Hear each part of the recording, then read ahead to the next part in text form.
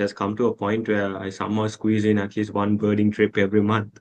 So, Very so interesting. that's yeah. So that is, I guess, the new version of me, the new side. Well, thank you for having me today.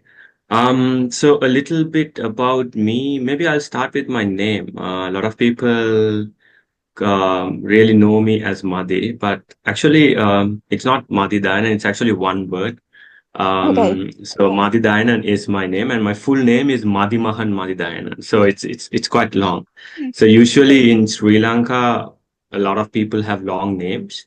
There is middle names and with a lot of initials, but my roots are from the north.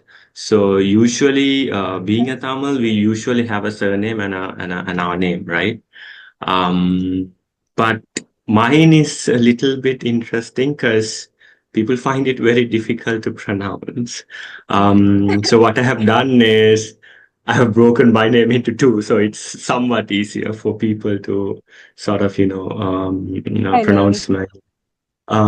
So that's a fact that a lot of people don't know about me. I also travel quite a lot. I'm a bird watcher myself. I love my coffee. Some light facts I thought would be a great way to start this conversation. But yeah, in general, I'm looking forward to have this chat with you. I love it. And it's so funny that you use the long name there because here, I mean, most South America at least, we got the name and sometimes we have two names and we just shorten them. So I am Valeria, but they usually call me Vale or Val, and some people call me V. So it's just always shorter and shorter and shorter. It's funny. Yeah. Fun facts from different parts of the world. Mati, what does traveling and also receiving travelers at home mean to you? Because it's like you are doing it both ways, right? So I'm just curious to understand how it feels. What does it mean to you? Hmm. I mean, yes, I do think, I mean, when I really think about it, there is quite a bit of a difference, I guess, because when you sort of travel, at least when I travel, um, we all travel in our own ways, right? So I'm more of a person who do my own sort of research. I don't really depend on others. I'm very comfortable when I sort of, go into full research mode, understand the destination in and Yes. out, and know exactly where I should stay, what I should do. Is it really something genuine? Should I really go for that experience? I'm Hmm. that type of a traveler. So in a way, I never thought I would start my own travel company, and would assist, Yeah. help, guide others to sort of explore Sri Lanka. If you really go down my our socials page, the first co-founders post was that, right? Because I really never thought I would Yeah. start because I've never used a travel company anywhere in the world. I've always traveled on my own, doing my own research. So yeah, so receiving travelers in that sense is I should say quite new. I've been doing it only for the past 2 years, but at the same time, there's a lot of learning involved, and there's a lot of satisfaction in it. And what really convinced me to start my own travel company was it was actually when I was in Malaysia, and that is so. Like I said, I research a lot, right? So I was in Penang Island, and then I just met up with some locals, and they really took me to these places which I would have never Yeah. found it online, not in Google, not in any of the True. blogs. It wasn't Hmm. mentioned anywhere. So that was like the moment which it really hit me. Like I'm like, no matter how good you are in researching or whatever you want to call it, That's true. sometimes it's just the people that you meet, right? It's the locals that will take you to all these amazing places, and I think that just became one of my highlights of my trip. So after that, it sort of convinced me, you know what? Maybe I can do the same. I can create the same effect here in Sri Lanka because I travel quite a lot here in Sri Lanka. So why don't I do that for my travelers, the curious ones? So I think I that's how love I it. see it. I think it's amazing, and you are so right. Like I also used to travel like by my own and doing my research, but I'm also learning that there are a lot of things that you miss out because you are not from the place and you just research on the surface. But also I was thinking while you were like sharing about people coming to Sri Lanka. I don't know if am I pronouncing it correctly, Sri Lanka. Sri Lanka. Sri Lanka, yeah, Sri Lanka. Okay. When Sri people Lanka. comes to Sri Lanka, does it feel a bit like a responsibility, a little of what people get from the experience and from knowing your home? Or- Responsibility, yes, absolutely. Every time a journey starts here for our clients, I'm always like, monitoring how it's going. Are they really, what's happening? Where are they right now? How was their day today? So it's almost as if you are traveling with them. So that's the feeling that I get. So that is true. So you definitely feel responsible, and I think that's probably one of the reasons why I don't really want to get into the business to business volume based, even handling low volume, just working with people who sort of, who come to Sri Yeah, Lanka with a purpose, who wants to really explore. Um, Even then, like you really feel responsible. yeah. So yeah, a short answer, 100%, definitely, yes.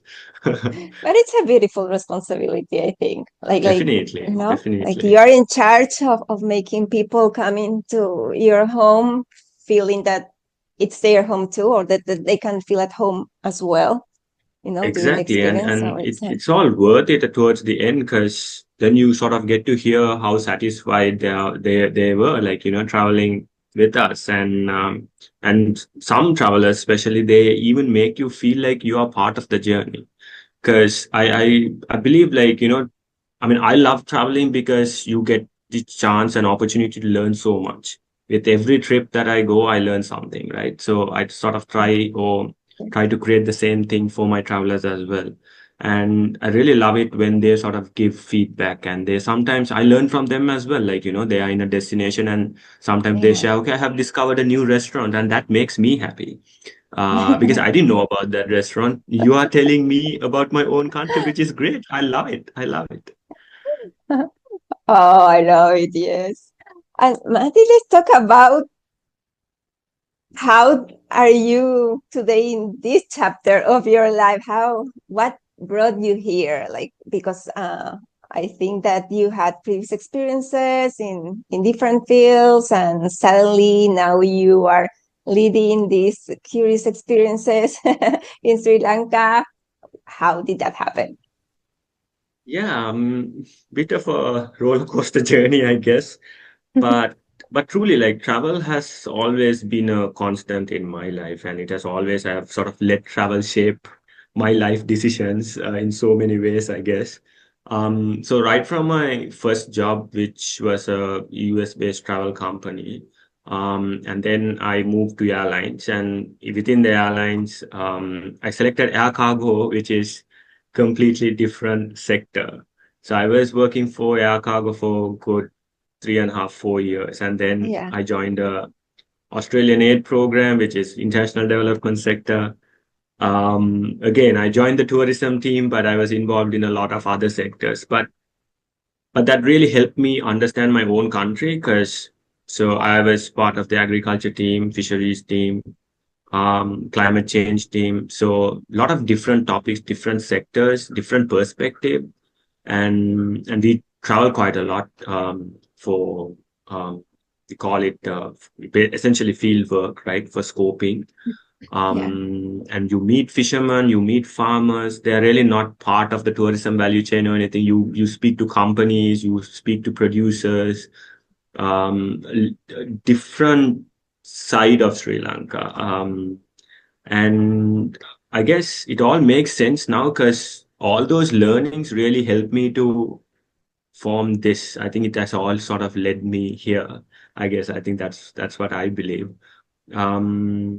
So it was just a sudden question, right? So we were doing a lot of interesting work, but I just started asking myself, okay, what have you done for yourself? Like, what is your own success story? I think that's the question which sort of led me to take that big step and quit my job and start my own company. I guess that's how it led me here.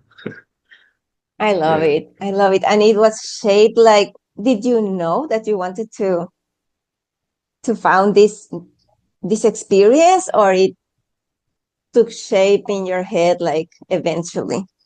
Did you already No, know? I think it's slowly. I was sort of working on it for a couple of months within my head. Should I Mm, do it? Should I not do it? How should I do it? What should be the way of doing this? Because one thing I was very clear was I didn't want to be just another travel company in Sri Lanka because we have about, I'm sure, more than 500, 600 travel companies here in the country, or more than that, actually. So I don't want to be another travel company. So I was thinking, or I was sort of trying to figure out what's the right way if I am to do this. So that is how we sort of restricted ourselves to only direct to client model. We want to sort of work with travelers who really believe in slow travel, who really wants to explore, see the country, understand the country, and really connect with it, yeah. rather than, you just have a checklist and you're like, I've seen this, I've seen this, I've seen this, I've done this, and then bounce to the next destination.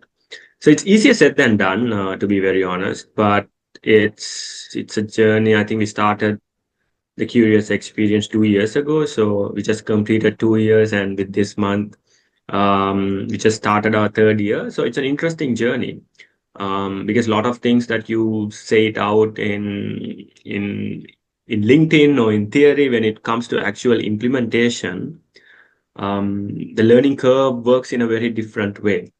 So it's easy. True. Anyone can say a lot of things like, okay, I promote slow travel. I want to work with a particular type of clientele. But the question is like, okay, how do you find them? How do you make sure every request that you get Yeah, are your type of clients? These are the hard questions that normally no one talks about. But yeah, so definitely an interesting journey.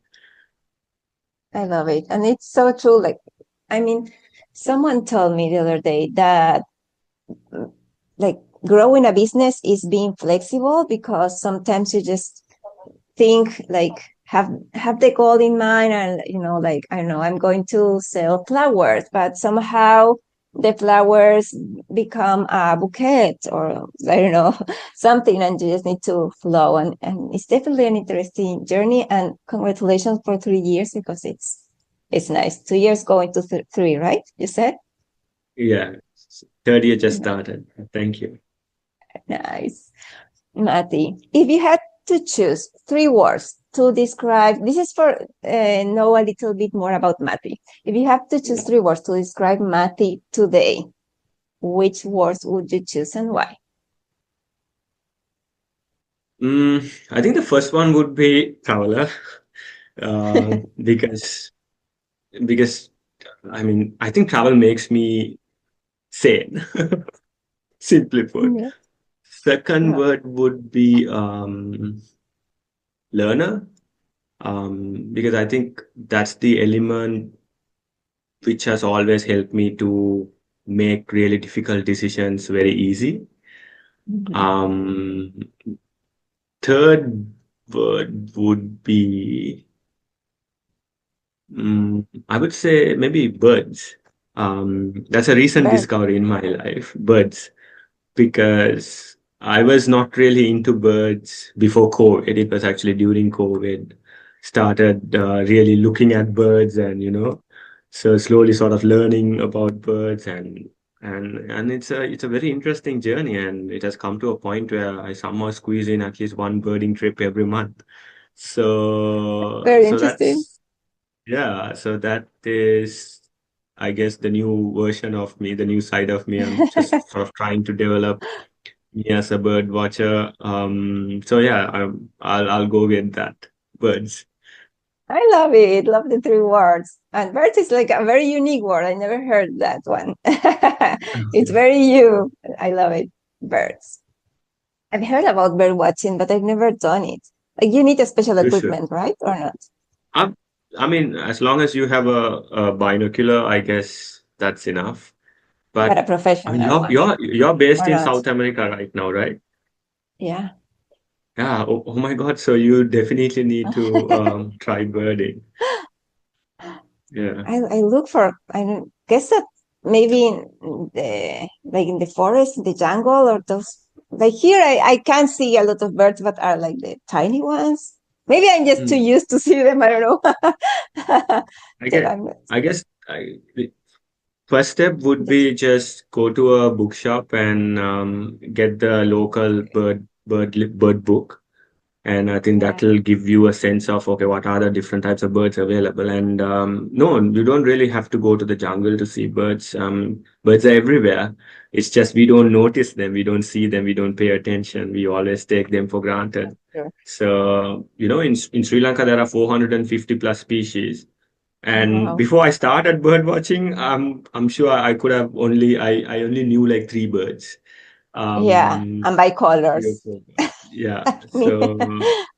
So yeah, but once you really start noticing them, then your whole world just changes. That's true. Like start noticing. I love it. Now I'm curious, so maybe I'll investigate a little bit more You about it. should, you should. Mathi, growing up in Sri Lanka and Hmm. now helping people discover Sri Lanka. I guess that too also like, I don't know, needed to look at home in a different way, like investigate or like see it in a deeper way so you can share it too. What did you like discover maybe that surprised you like you didn't notice before, or I don't know what changed from this journey in the relationship between Sri Lanka and you? Okay, that's a good question. Um, I think especially being in travel and tourism trade in Sri Lanka, we have really got back-to-back hits in some way or the other, this country. So within the trade, when we meet other colleagues and talk, this is just one point that we always discuss. There's always every year there is something happening which sort of adversely impacts the trade. But I guess one point, now that I'm also part of the trade, which was not the case before, I was always an outsider. Um, I guess something that I sort of appreciate more now is how resilient our people are. Because I've met a lot of people who have worked in travel and then who have sort of changed their careers or entirely because they really couldn't survive anymore within the trade. And there were people who have sort of gone to some other sector or some other business and then sort of come back, rejoin the trade. So there are all sorts of people, and given their own sort of life circumstances, they have made the best decision. But people in general, Sri Lankans are very, very resilient. So I think that's something that's so more visible now that I'm also part of the trade, I guess. Even with the recent sort of the Middle East US situation, right? So that also has an impact here in this part of the world. So, but people, we never sort of lose hope. There is Mhm. always hope, and no matter what the hit is, no matter what the situation is, you always sort of work through it, and try to get to the other side, I guess. So that's beautiful, It in is. short. Yeah. And I love that. I mean, I did a very open question, maybe, and you went directly to people. And I think that that already talks a lot about what the curious experience is about, like deep cultural immersion with locals and people, because you directly went to people, right? And that's amazing, Mathi. And let's use this as an introduction for you to tell us a little bit about the curious experience. What is it about, and what feels like? What's the connection with you? What do you feel personal about the curious experience? Well, so on paper, we are just another inbound travel company, but we position ourselves as a local travel curator.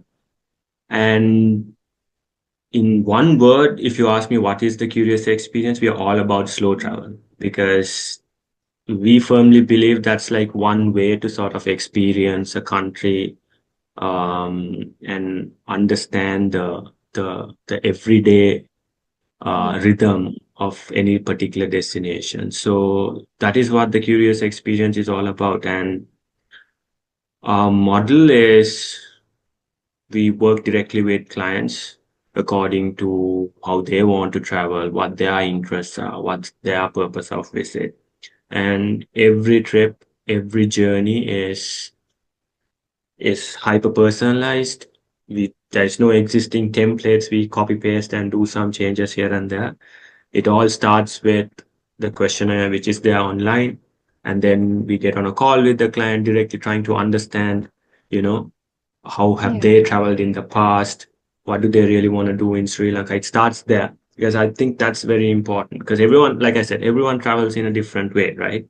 So Yes. it's important that you sort of understand how they travel and then really think from zero, okay, what would be the perfect stay for this client?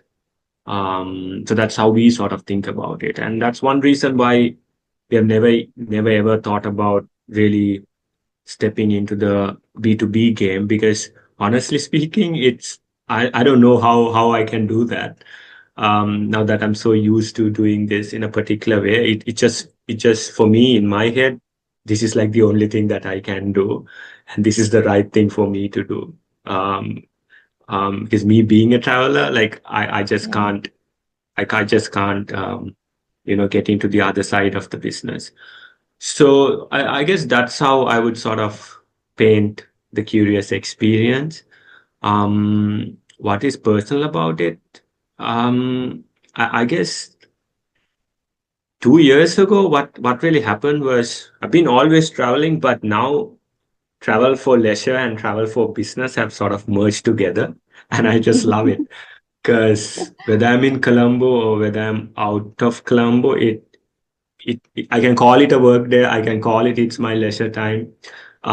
So it's quite nice when you really think about it. So sort of happy it all turned out this way. But yeah, but we are on this journey where we really want to sort of prove that this can be done. I don't think we can quite say that, okay, we have really sustained as a business because it is difficult. Just started 2 years ago. We are a small team. We want to keep it lean. Um, we are not really chasing growth here. Growth in my head is very different to a traditional business, how they would approach growth.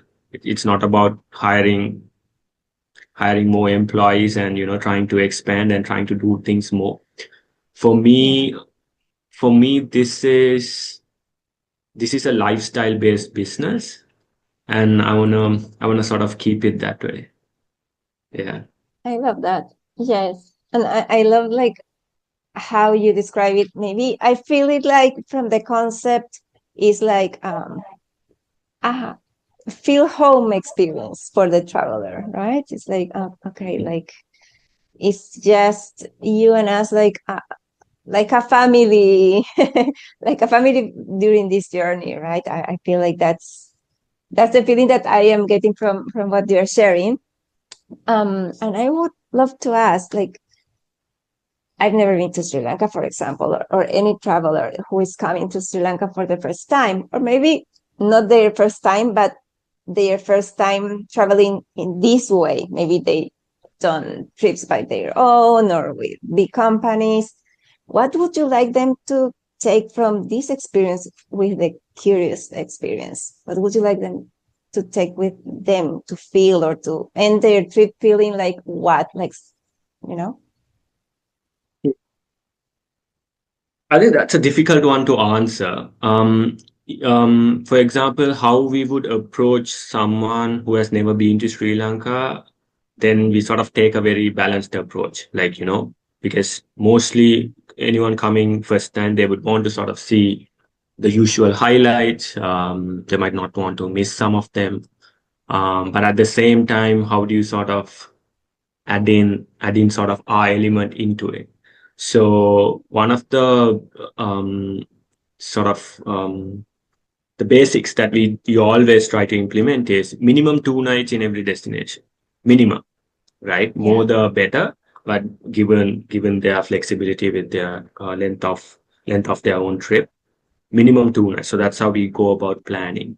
Um, and then for us, it's all about, yes, we essentially we sort of try to create more opportunities for our travelers to have genuine interactions. Because you really, I mean, it's not just about Yeah. adding a cooking class into the trip plan, because we believe like, okay, if something is already commercialized, it is commercialized. If someone is offering a service in tourism industry, so then he is an activity provider, right? He is doing something in exchange for money, right? It's simple as that. So whether you want to, whether we can call it authentic, can we call it genuine? I think it's entirely subjective.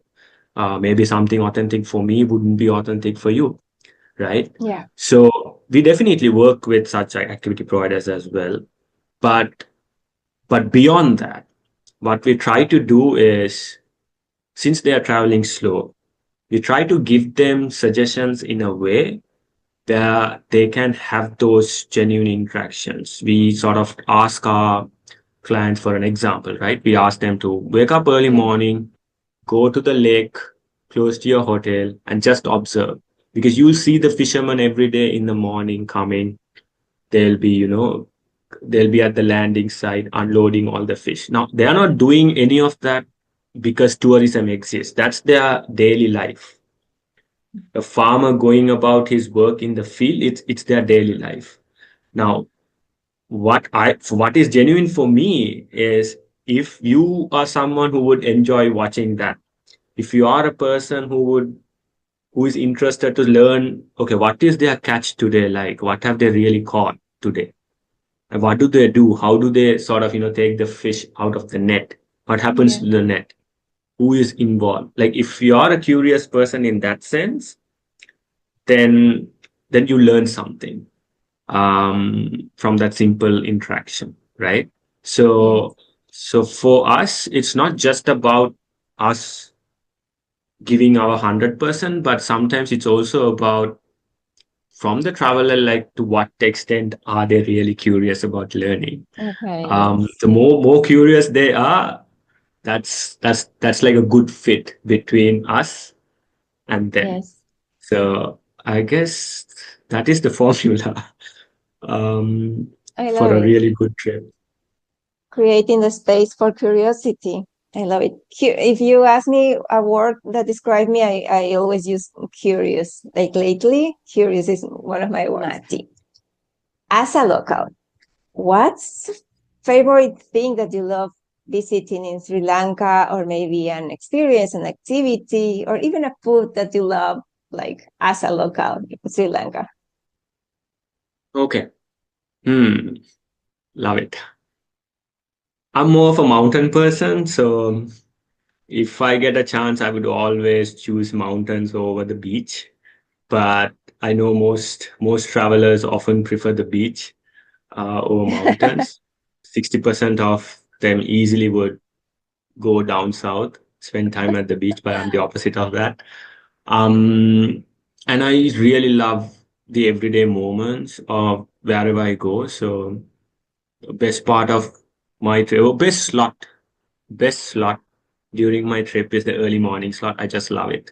Early mornings, I wake up early, I go out just for a walk, looking at birds, trying to sort of see how that part of Sri Lanka wakes up, because there's no sun, and there's a it's so peaceful, and there's a sense of calmness in the environment, and people slowly wake up, shops opening, small growth, school kids coming to the main street waiting for the bus.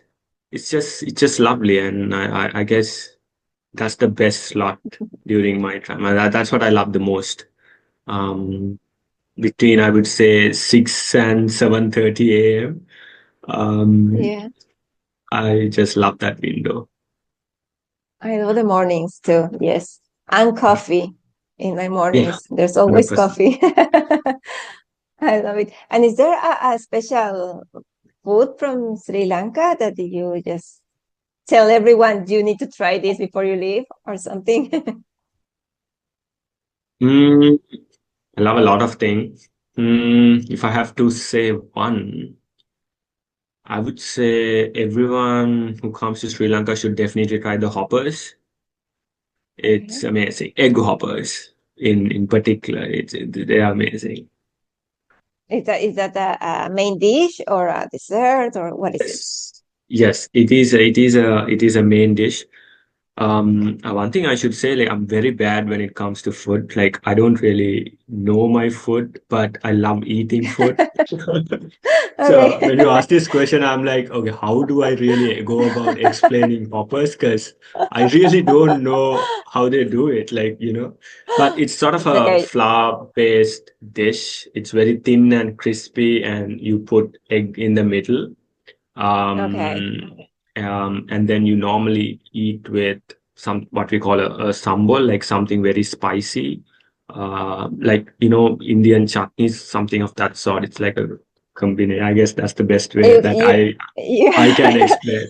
I know I Wait, started it. you I'm you sorry need about to it. share later a link with me so I can share it Sure, also in the in the description of the hundred video. percent, This is the, hundred the percent. dish that you need to try. Yeah. Okay. Mati, you care a lot about responsible tourism. And like these words, responsible, like you were saying, like the other word that you just mentioned, like authentic. Like there are different words today describing tourism, and that mean a lot of things. And someone who is not maybe in the field doesn't really know what they are. So, what or how would you describe responsible tourism in simple words for people? What does that mean? Well, let me start by saying this. I don't want to even talk about responsible tourism. I don't really talk about sustainable tourism, regenerative Okay. tourism. I don't really use these words with my clients. Um, Yeah.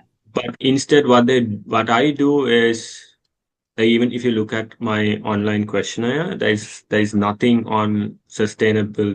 We don't even have a sustainability page in our website. Just a simple one box on what we sort of do, which you could say is connected to sustainability somewhere, and that's about it. Yeah. Because I think there's enough noise out there.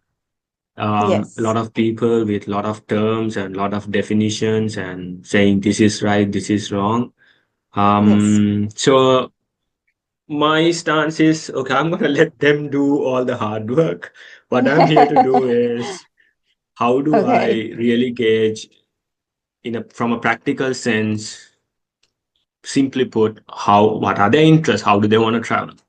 Now, one Yes. question in my questionnaire is, do you enjoy animal riding? Now, some people they answer yes, some people they answer no. But even for those who have answered yes, in most cases, because all the other questions are sort of in a positive way, you would automatically go and press yes. And this is like one tricky question that we have sort of consciously put there just to gotta get a sense of, Hmm. um, who are our travelers, who are we really working with. But most cases, like, like they are really not about animal, but they probably sort of misunderstood, or they probably thought it's some good experience. And sometimes, and I firmly believe, like most people, most travelers, they are not aware that they are doing something wrong. That's it. Yeah. No one is That's true. doing anything wrong consciously. They just don't know. Certain sites, they say like, I really want to go and visit this place, but we know it's not an ethical place to visit. But I think Yeah. in those instances, it's not just about correcting them, but also we should ask ourselves, okay, what really led them there? They have found it online or through True. their research. That means from the trade, from the country, we've been profiting. So who's really at fault here? Is it them or us? Right? Yeah. So I guess that's how we Right. really go about this whole topic. And like you correctly said, there are a lot of words. But Yeah. for me, it's just about talking to them and then, having a conversation about it and really painting the picture. Okay, this is what this is about. Like, in this place, it's not Yeah. really doing any good for the environment or for the animals. Do you still really want to go? And most of the time, the answer is no. I mean, I didn't know about it, so I don't. We can 100% skip that activity or an experience. I love it. So yeah, I think the Yes. responsibility is more on the supply side, the trade, the people who are already part of tourism. I think we do more Yeah. harm than we realize, and we blame the travelers. But from the traveler point of view, one thing they could do is always educate themselves better, right? Like, what's the right way to enjoy wildlife? Yes. Should you feed wildlife?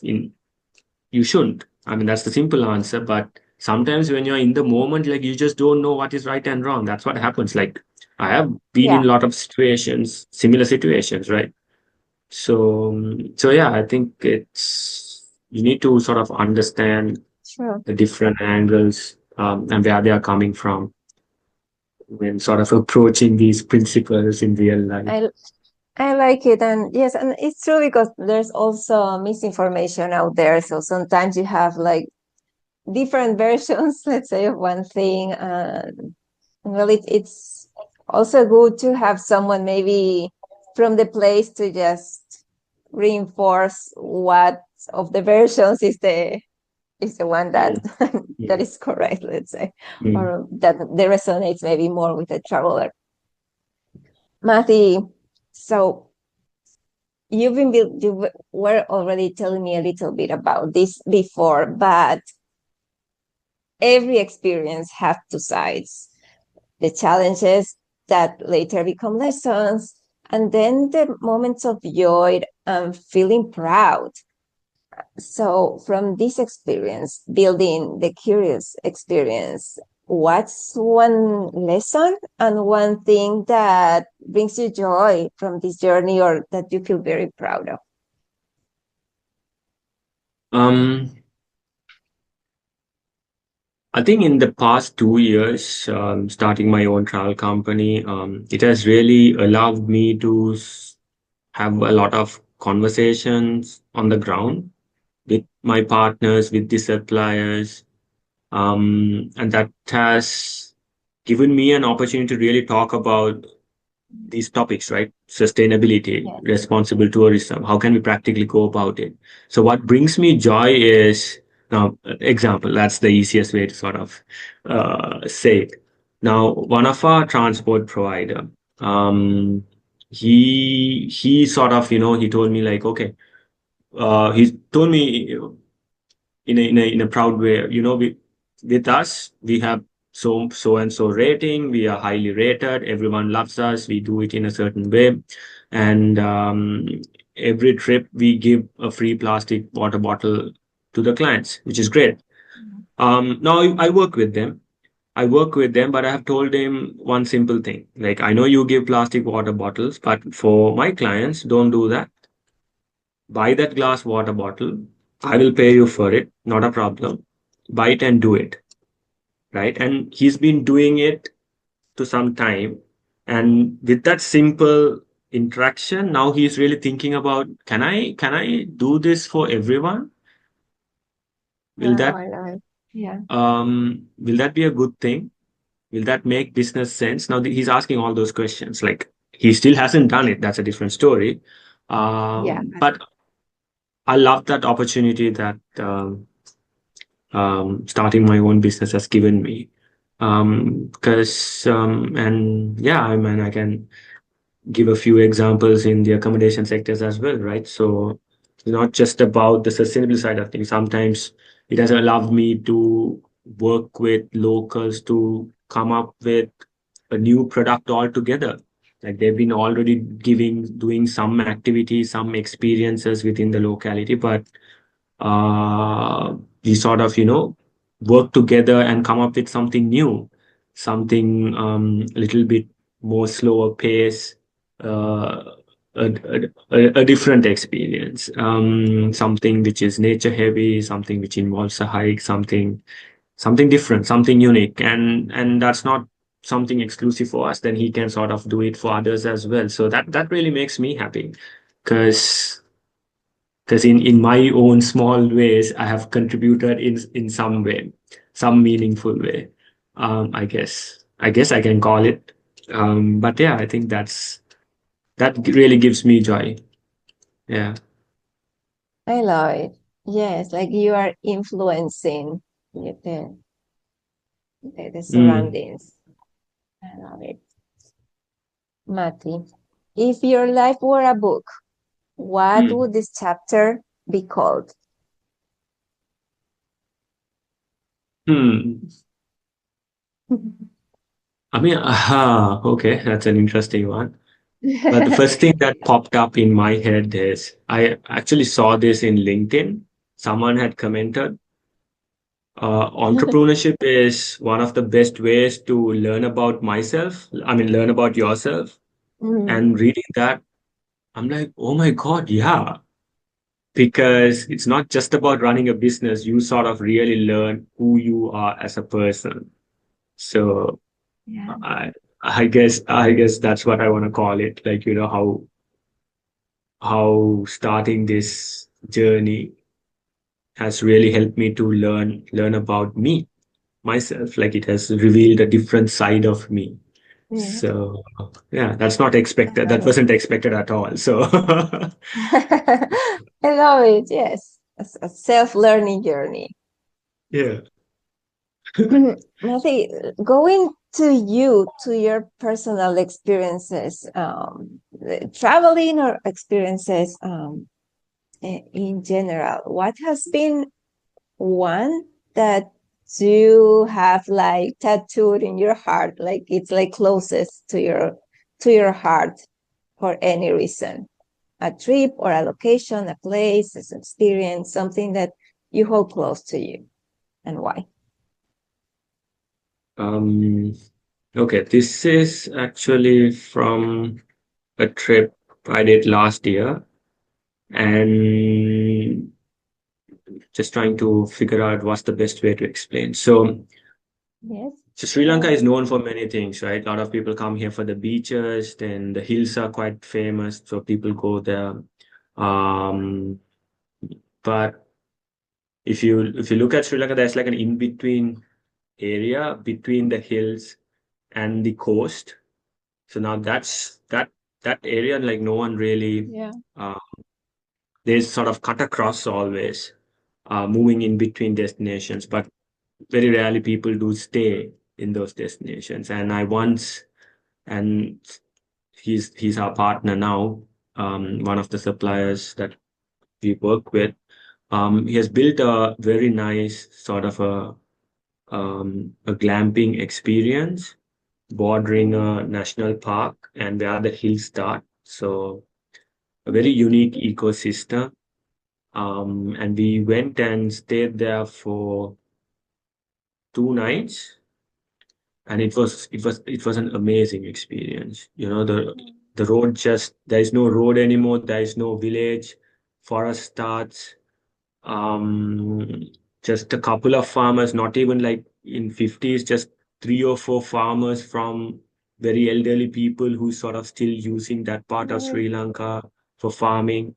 And they have to, wade through the forest to get to the farm plot. It was an amazing experience. So that has really stayed with me. Um, yeah, I think that Sounds would be the one. amazing. Yeah. Yeah. Oh, wow. Glamping. I've never been to a glamping how is it placed or something? It was Yeah, your so first time it's too in glamping, essentially or it's I mean I call it pampered camping. So it's I camping got with a it. little bit of luxury. So you have a big tent, nice bed to sleep in, um, Mm. good food coming in. But when you are on a camping trip, none of that is there. But glamping is where there's a little bit of luxury. I Yeah. love it. Hey, now I need to look into the birds and the glamping thing. Okay, two things. My last question. Any goals, dreams for Mathi or the curious experience for this year or the next future, near future? Goals. Um, I've been sort of thinking about this question lately. So, you know how I said we sort of deliberately chose this model where we are not Yeah. chasing growth.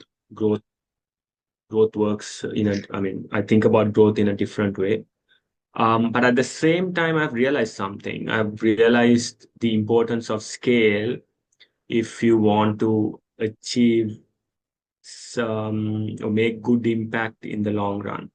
Um, because we have a very small operations, we sort of exposure to the trade or even with the travelers in general, like globally speaking, the full Mm. market size, we are not even a dot, right? Like fraction of a dot.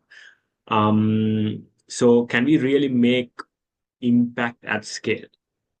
Or if we can, how can we? What should be our approach being a small time operator in this part of the world?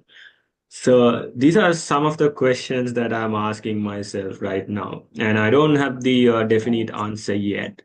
But I guess one of the targets for this year is to sort of navigate this problem and to sort of figure out is there a way for me from Sri Lanka to sort of, Yeah. actually see if anything can be done in this space. Like keep it real, but at the same time, can it be scalable in some sense? So yeah, that's the I new love problem that it. I have. I I do the same. I also make myself the biggest questions. And sometimes it's like, for me, it's like being a bit delusional about the dreams or how big, and just, like start asking questions about those delusional, something that feels so far away, like dreams that far away. But I think that those questions are the ones that help you be closer to that delusional. And I don't know. I love it. I love the way that you're thinking. And well, thank you so much, first of all, for taking the time to joining me and for this conversation, for sharing everything that you shared with me, with us. I got curious about the birds and about the glamping, and definitely I want to visit Sri Lanka. I'm happy that I know you now, and that I like have a local contact to know Sri Lanka when I go. I'm going to be sharing, of course, your links and everything, so people know how to book and how to connect with you, maybe even with questions, because when it's the first time, you have a lot of questions. So they can just ask and connect. And that's it. Thank you so much, Mathi, really, for joining me. No worries at all, Valeria. Thank you so much for having me today, and I think we had a wonderful chat. So yeah, looking forward to seeing you in Sri Lanka one day. So Yeah. yeah.